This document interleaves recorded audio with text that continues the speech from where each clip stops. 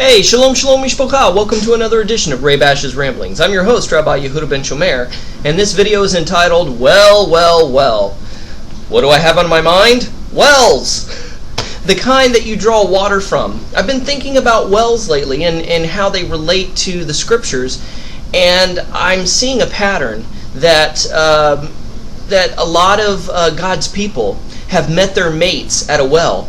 You think of Jacob. He met Rachel. He met Rachel at a well. You think of Abraham sending out Eliezer to find Isaac, his son, a wife. And Eliezer met Rebekah at a well. A woman who had continual bad relationships with men and was currently in a bad relationship.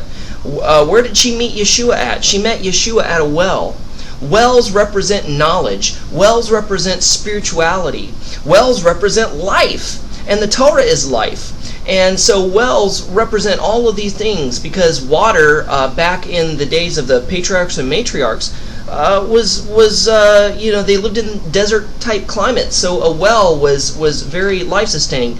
And it was worth fighting for. It was worth fighting over. So much so we see Isaac fighting to legally regain the wells that his father had dug and undig them and to take the caps off them and get them working again.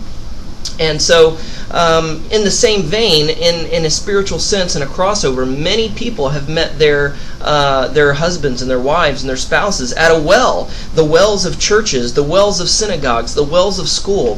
Where did I meet my wife? I met my wife at Bible college. It was a type of well.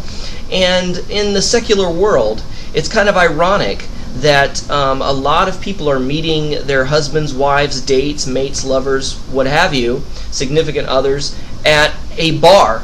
And what is a slang term for a bar? A watering hole. And just as wells represent spirituality, what do we find at bars? Spirits in the form of alcohol. It's not exactly the best place to meet the best caliber of people and to meet a potential mate.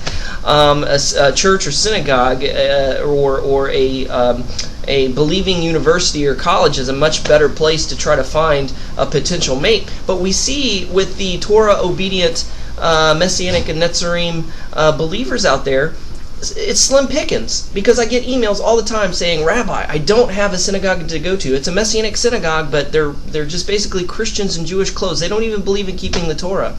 And so either the wells are poisoned, the wells are dry, or the wells are few and far between.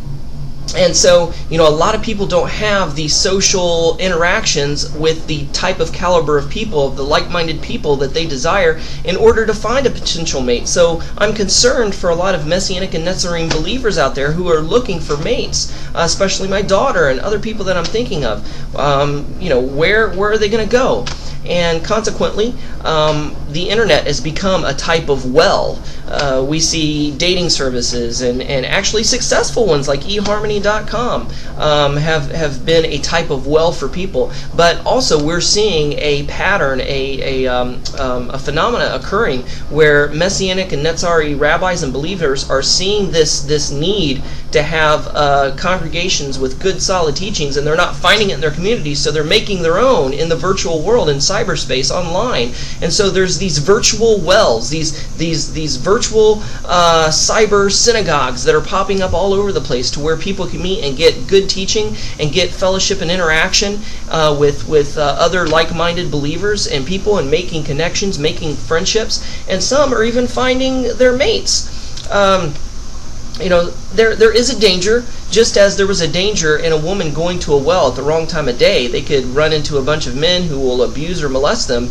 Well, the same with online. You have to be very, very cautious with the wells that you go to online, because there is the anonymity that can be achieved online, and you can pawn yourself off as anybody who you want to be, and so you have a lot of perverts and con men that are hanging around at the wells, looking to snag somebody. So you have to be very, very careful. But that's not to say it's not out of the realm of possibility for you to find a mate. On Eliezer's own, it was a 1 in a billion chance that he would find a relative of Abraham's family to be able to get a wife for Isaac. It's a 1 in a billion chance, was it not for a divine appointment. that Eliezer met Rebekah. So it is possible for believers to find like-minded other Torah-obedient believers at the cyber wells here.